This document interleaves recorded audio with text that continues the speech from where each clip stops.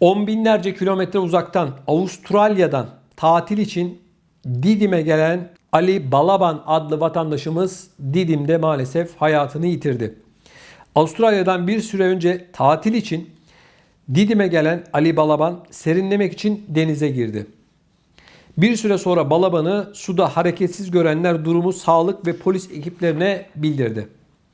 Olay yerine gelen sağlık ekipleri sudan çıkarılan Balaban'ı yapılan ilk müdahalesinin ardından Didim Devlet Hastanesi'ne kaldırdı. Balaban doktorların tüm müdahalelerine rağmen maalesef hayatını yitirdi. Ali Balaban'ın şeker ve tansiyon hastası olduğu öğrenildi. Allah rahmet eylesin. Evet, üzücü, çok üzücü haberler maalesef.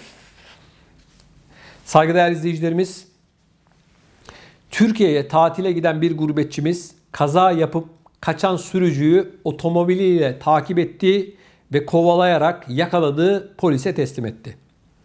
İstanbul'un Fatih ilçesinde seyir halindeyken bir motosiklete çarptıktan sonra kaçan sürücü, tatil için Almanya'dan gelen Türkiye Sevdalıları Wuppertal Derneği Başkanı Murat Güneş tarafından kovalamaca sonucu yakalanarak polise teslim edildi.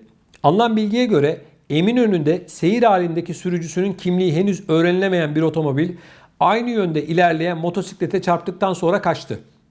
Kazanın ardından yere savrulan motosikletteki sürücü ile yanındaki kişi hafif şekilde yaralandı. Bu sırada olay yerinden geçen ve yaşadığı Almanya'da tatil için İstanbul'a gelen Murat Güneş, kazadan sonra durmayarak kaçan aracı içinde eşi ve 3 çocuğunun da bulunduğu otomobiliyle takip etmeye başladı. Güneş, yaşanan kovalamacanın ardından önüne geçtiği otomobili durdurarak polise bildirdi. Olay yerine gelen ekipler yaptıkları incelemede alkollü olduğu belirtilen sürücü ve yanındaki kişiyi polis merkezine götürdü. Şüphelilerin kullandığı otomobilde çekici yardımıyla olay yerinden kaldırıldı. Murat Güneş, Almanya'dan geldiklerini ve otellerini aradıkları sırada kazayı gördüklerini anlatarak arkadan gelen sürücülerin düşen motosikletiyle ilgilendiğini düşünerek kaçan otomobili takibe aldığını ifade etti. Güneş, kısa bir kovalamacanın ardından aracımla otomobilin önünü keserek durdurdum. Ardından polise haber verdim. Sürücünün kaçmaması için de otomobilin anahtarlarını aldım dedi. Evet, Murat Bey'e teşekkür ediyoruz. Duyarlı bir vatandaş örneği göstermiş Sayın Murat Güneş. Buradan kendisine selam ve sevgilerimizi de iletiyoruz. Saygıdeğer izleyicilerimiz, bildiğiniz üzere ana vatanımız, Türkiye'miz yanıyor, ciğerlerimiz yanıyor. Çok üzgünüz. İnşallah en kısa zamanda bu sıkıntı biter. Şimdi Türkiye'den binlerce kilometre uzaklıkta Avustralya'da duyarlı vatandaşlarımızın Türkiye'deki bu orman yangınlarıyla ilgili mağdur olan vatandaşlarımıza yardım elini uzattıkları bir haberi sizlerle paylaşacağım. Avustralya'nın çeşitli eyaletlerinde faaliyet gösteren Türk kökenli kuruluşlar Türkiye'deki yangınlardan etkilenenler için yardım kampanyası düzenledi.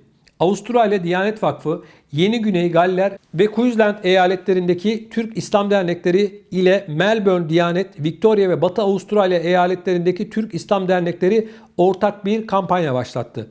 Avustralya Milli Görüş Teşkilatları'nın İnsani Yardım Kuruluşu Hasene Avustralya'nın yanı sıra Müsiyat Sydney ve Aus Relief Avustralya'da yangınzedelere destek olmak için harekete geçti.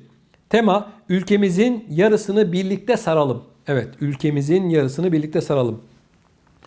Melbourne Başkonsolosluğu İdari ve Sosyal İşler Ateşesi Profesör Doktor Nuh Altıntaş, Anadolu Ajansı muhabirine yaptığı açıklamada ülkemizin yarısını birlikte saralım temasıyla başlattıkları yardım kampanyasını Türk İslam cemiyetleri ile organize ettiklerini söyledi.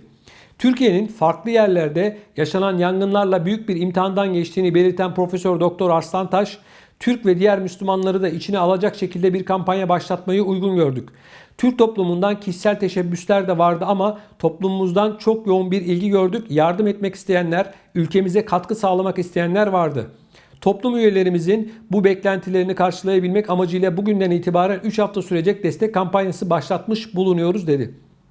Sydney Başkonsolosluğu İdari ve Sosyal İşler Ateşesi Bilal Aksoy da yangınlarda hayatını kaybedenlere Allah'tan rahmet, yaralılara acil şifa dilediklerini söyledi. devlet ve milletin seferber olup yangınları söndürmek için her türlü çabayı gösterdiğini dile getiren Aksoy şunları ifade etti.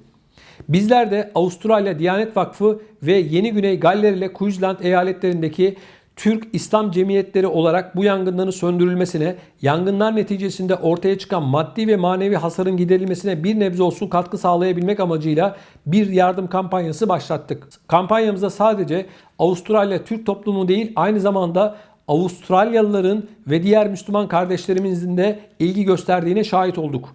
Avustralya genelindeki camiler ve açılan banka hesapları aracılığıyla toplanacak maddi yardımlar yangınlar nedeniyle mağdur olanlara ulaştırılacak dedi. Evet, teşekkür ediyoruz. Memleketimizden, ana vatanımızdan binlerce kilometre uzaklıkta böylesine bir duyarlılık için emeği geçenleri kutluyorum. İnşallah tez zamanda memleketimizdeki, ana vatanımızdaki bu yaralar sarılır saygıdeğer izleyicilerimiz.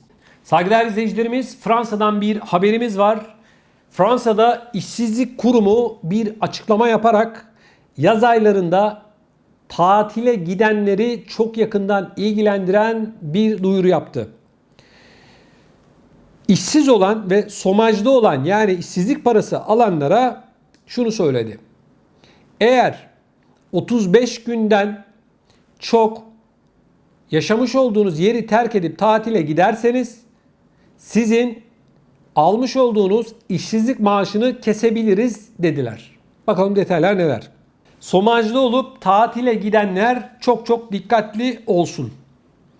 Fransa'da İşsizlik Kurumu'nun yapmış olduğu açıklamaya göre yaz tatiline çıkacakların muhakkak kurumu tatil süreleriyle ilgili bilgilendirmesi gerekiyor.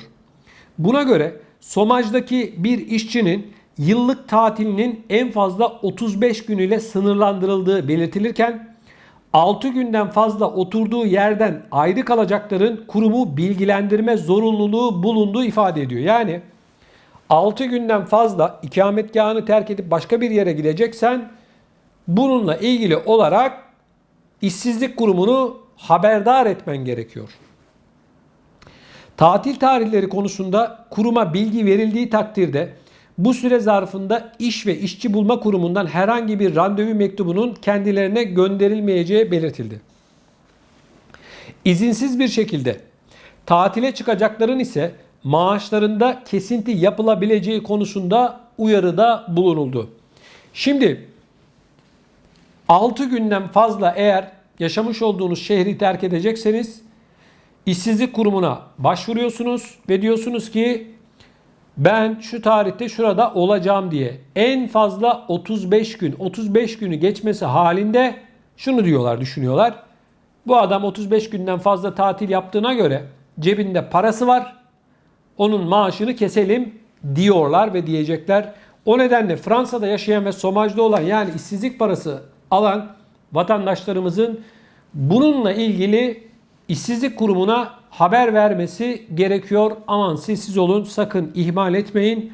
Aksi halde maalesef üzücü bir olayla, yani maaşınızın kesintisiyle karşılaşabilirsiniz. Bunu da belirtmekte fayda var.